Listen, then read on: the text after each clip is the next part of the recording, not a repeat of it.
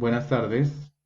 Dando respuesta a la actividad número 3 de la asignatura Toxicología y Epidemiología Alimentaria, en donde fue asignado el artículo Evaluación de riesgos de glicoalcaloides en piensos y alimentos, en particular en patatas y productos derivados de la patata. Nuestro grupo está conformado por Alejandra Martínez, Alexandra López y Brian Gómez.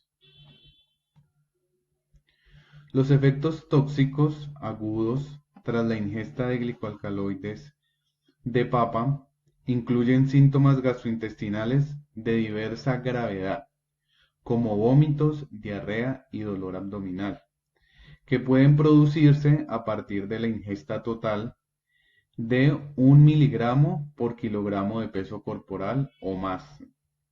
En cuanto al modo de acción, los efectos adversos de los glicoalcaloides puede deberse a su capacidad para formar complejos con los 3 beta hidroxiesteroles.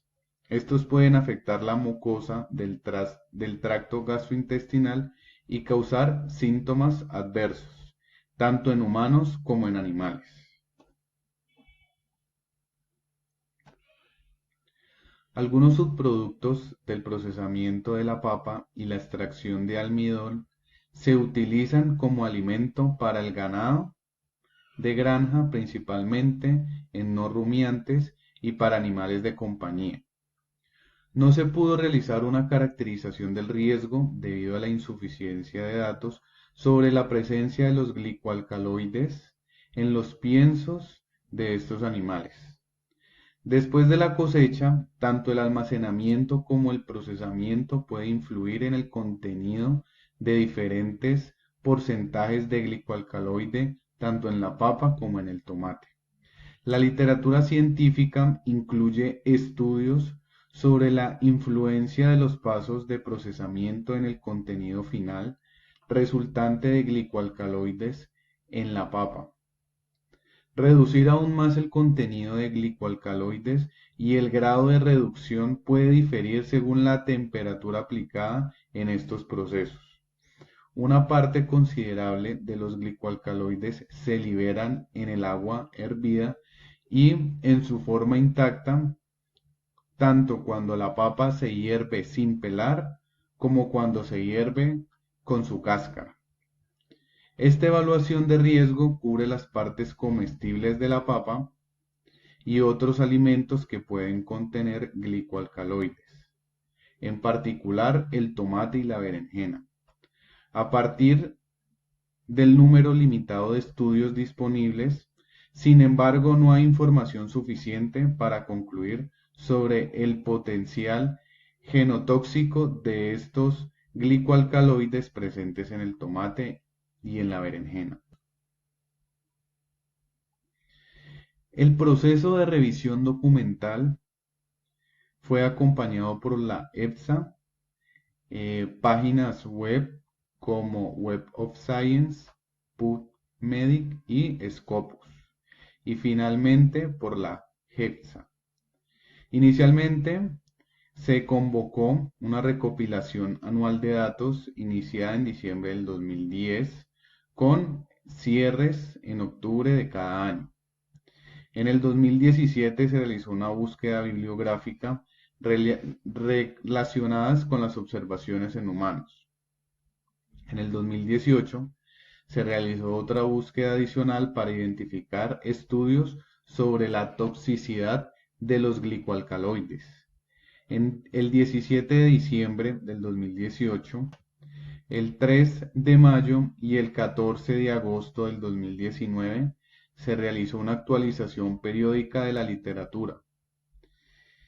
En enero y febrero del 2019 se consultaron partes interesadas registradas de la EFSA y otras partes interesadas para informar el trabajo del panel del COTAM y su grupo de trabajo en el desarrollo de esta opinión científica.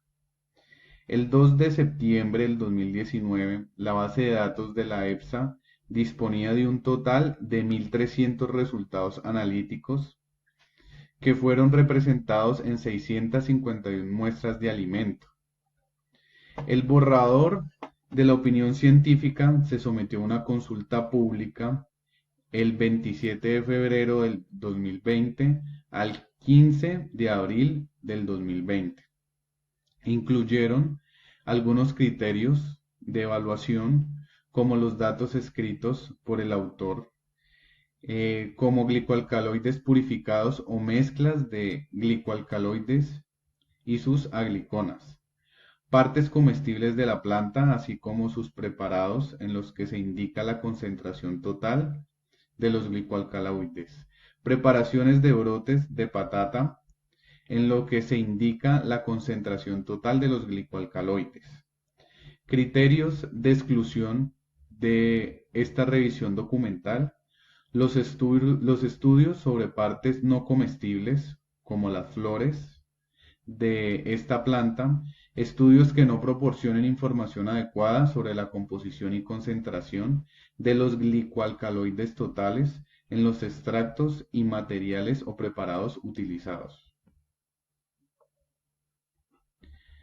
La metodología de la FAO, en la evaluación de riesgos, junto con la gestión de riesgos y la comunicación de riesgos, es uno de los componentes del análisis de riesgos que pueden definirse como una estrategia general para abordar este riesgo. La Comisión del Codex Alimentarius de la FAO y la OMS define la evaluación de riesgo como un proceso con base científica que consta de 4 pasos: la identificación del riesgo, la caracterización, la evaluación y la caracterización final del riesgo. La evaluación del riesgo es la etapa en que los instrumentos científicos y cuantitativos se aplican más intensamente para identificar este peligro. Primera fase: identificación de peligro. Según la definición del Códex, un peligro alimentario es un agente biológico, químico o físico presente en el alimento que puede causar un efecto adverso para la salud. La identificación específica del peligro constituye un motivo de preocupación, es un paso fundamental en la evaluación del riesgo y pone en proceso una estimación de riesgo debido a este peligro.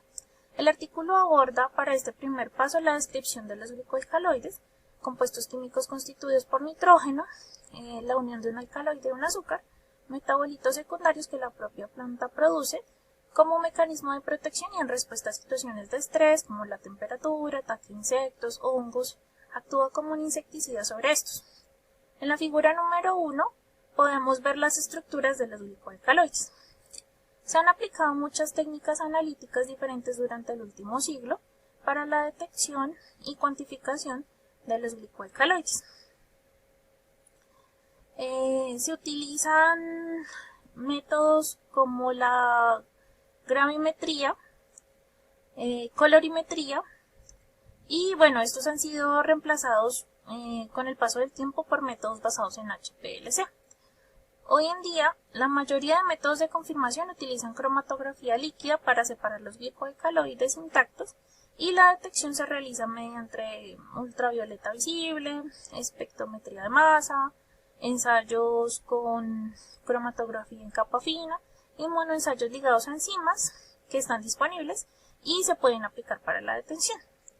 La alta variabilidad de concentración de solanina en papas y las altas tasas de consumo resaltan la importancia de determinar estas concentraciones específicas de glicoalcaloides en todas las variedades.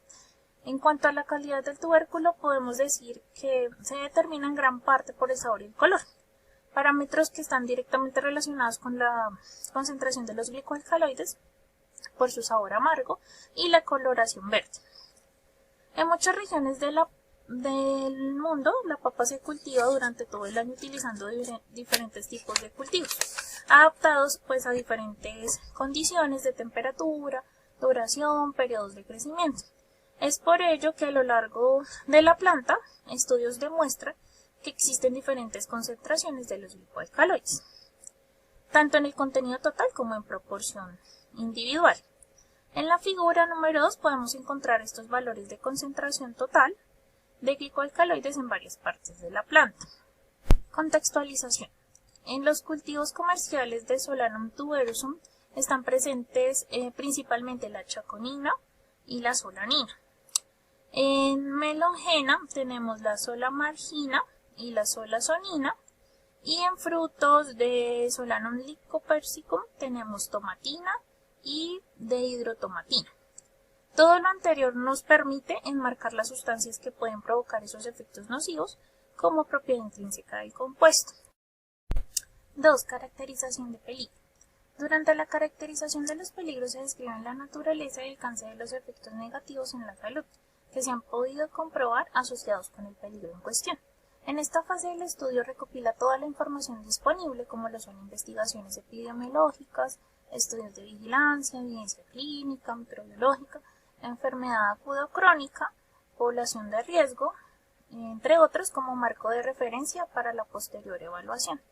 Acá es importante comprender el concepto de toxicocinética, que es el estudio de cómo una sustancia ingresa al cuerpo y qué le sucede a ese cuerpo.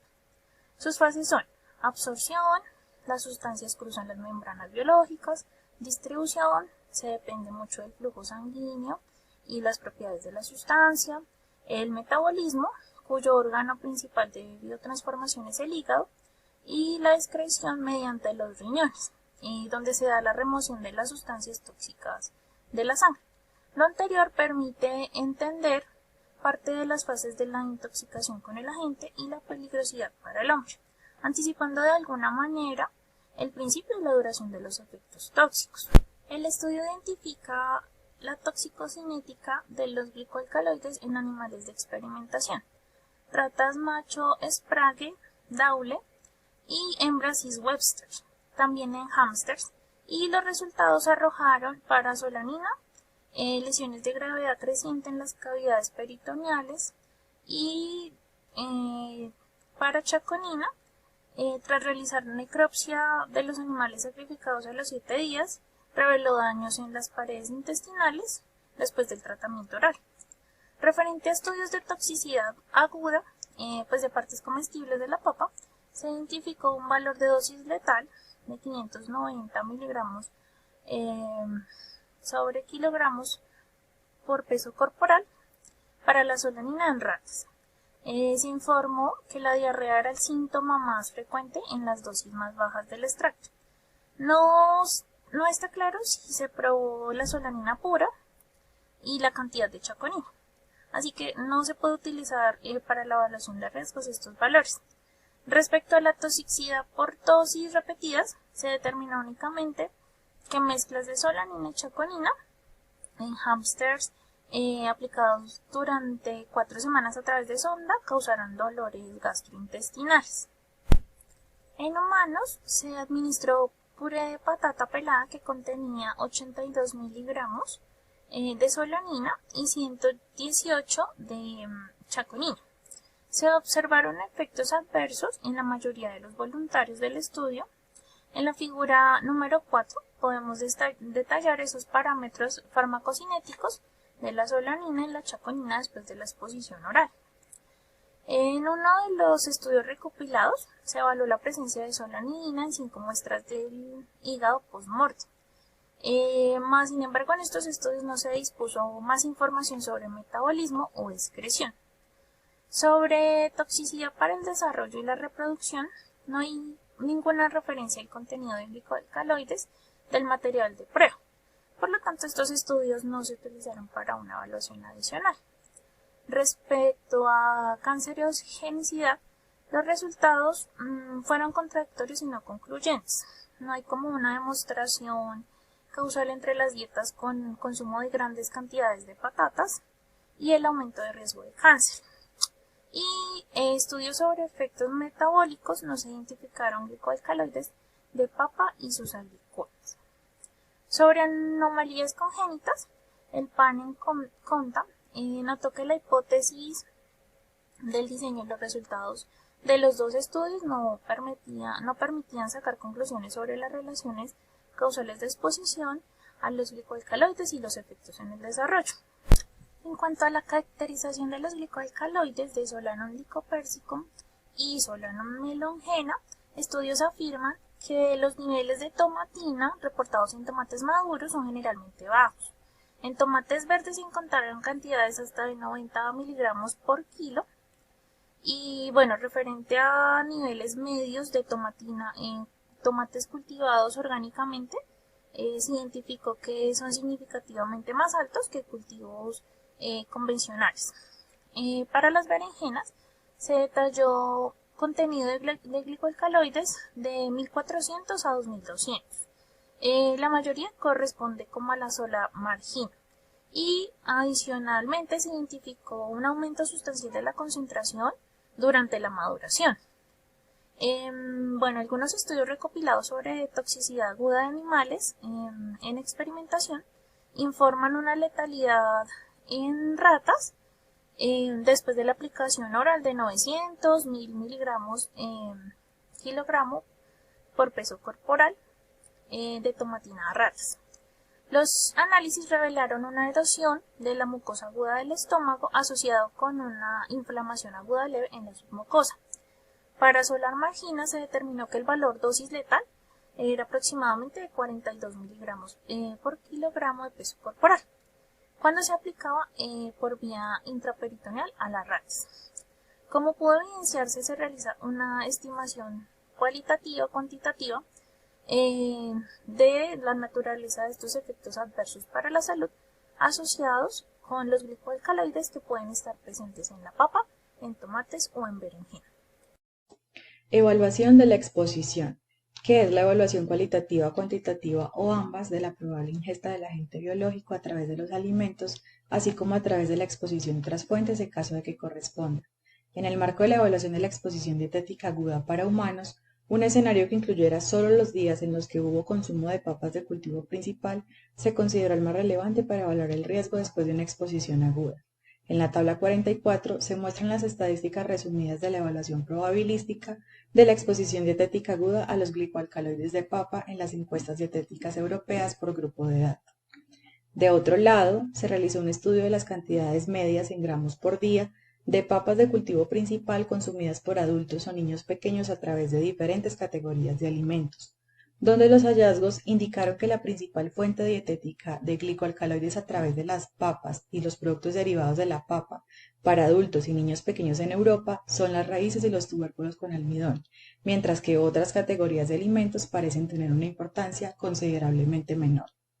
En lo que concierne a la evaluación de la exposición dietética para animales de granja, caballos y animales de compañía, se consideró que los subproductos de la patata, en particular el concentrado de proteína de patata y la fécula de patata, se utilizan de forma limitada en piensos compuestos para determinados animales no rumiantes y de compañía. En cuanto a la caracterización del riesgo, es decir, la estimación cualitativa o cuantitativa o ambas, incluidas las incertidumbres inherentes de la probabilidad de ocurrencia y la gravedad de los efectos adversos para la salud. En este estudio se utilizó el enfoque del margen de exposición, MOE, para evaluar un posible problema de salud debido a la exposición aguda a los glicoalcaloides de papa a través de los alimentos. Asumiendo que los principales síntomas se deben principalmente a la irritación local de la mucosa gastrointestinal, se consideró que la posible variabilidad interindividual en la toxicodinámica es más relevante que la variabilidad interindividual en la toxicocinética. En consecuencia, un MOE superior a 10 indica que no hay problemas de salud. El MOE es una relación de dos factores que determinan para una población dada la dosis en la que un pequeño efecto adverso medible es observado y el nivel de exposición a la sustancia considerada. En ese sentido, el uso del MOE puede servir como soporte de ayuda a los evaluadores de riesgo a la hora de definir las posibles acciones requeridas para mitigar la exposición de dichas sustancias tanto como sea posible. El nivel más bajo con efecto adverso observado en este estudio fue de 1 miligramo de ingesta total de glicoalcaloides de patata por kilogramo de peso corporal en humanos. Este se utilizó como punto de referencia para caracterizar el riesgo tras una exposición aguda. Las concentraciones tóxicas de glicoalcaloides están asociadas con alteraciones del gusto. El amargor, por ejemplo, al masticar un pequeño trozo de cáscara cruda es indicativo de una alta concentración de glicoalcaloides en las papas.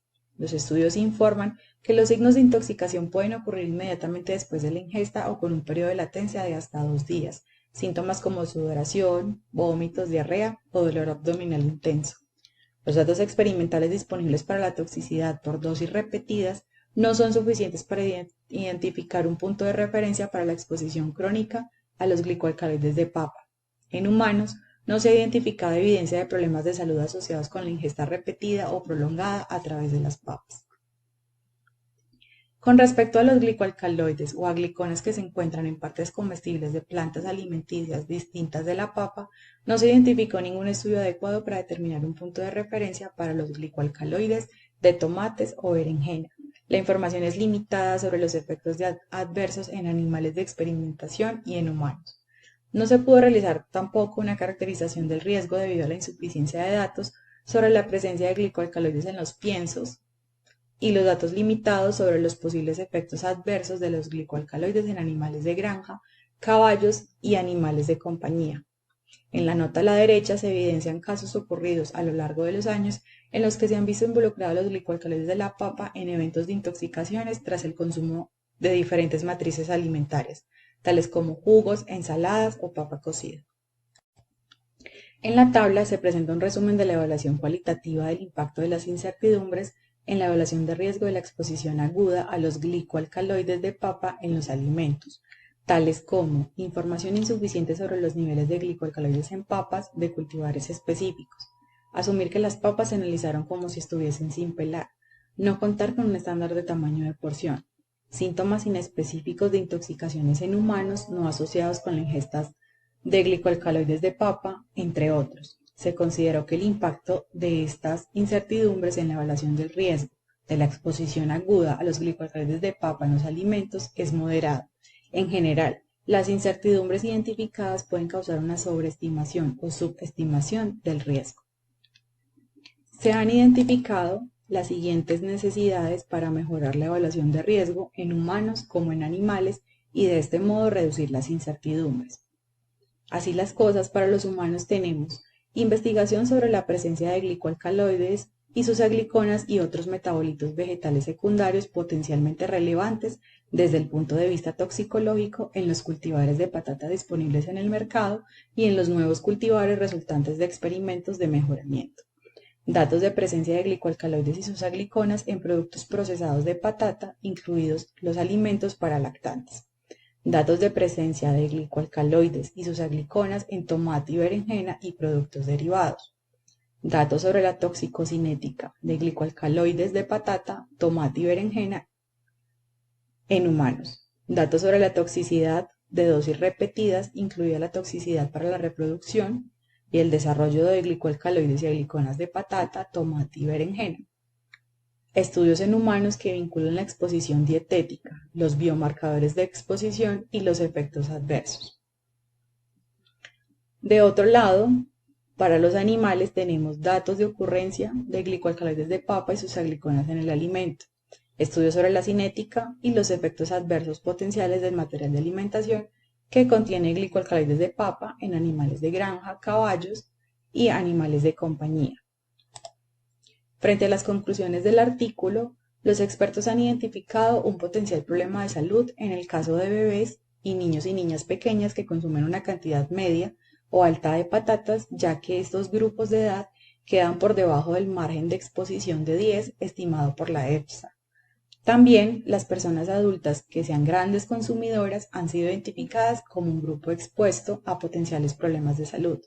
Por otra parte, para la ingesta repetida o prolongada de glicoalcaloides en patatas no se han identificado problemas de salud asociados en los seres humanos y no se pudo identificar ningún punto de referencia para la exposición crónica a partir de los estudios experimentales con animales.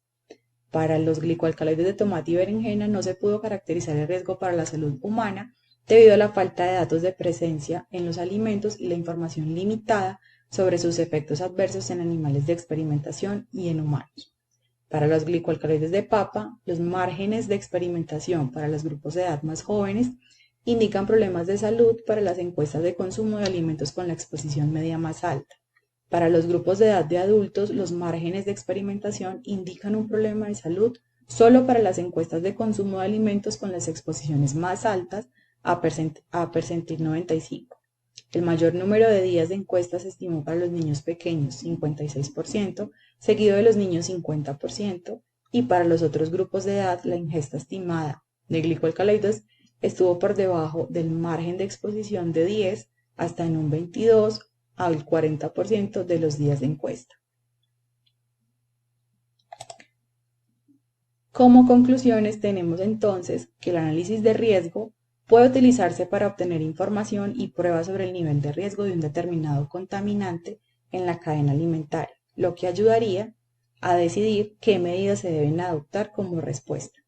A pesar de que existen tóxicos naturalmente presentes en algunos alimentos, normalmente estos no representan un riesgo para la salud humana, debido a que se encuentran en bajas concentraciones en los alimentos y, por tanto, se tendría que consumir una cantidad grande para que pudiese producir un efecto adverso en la salud.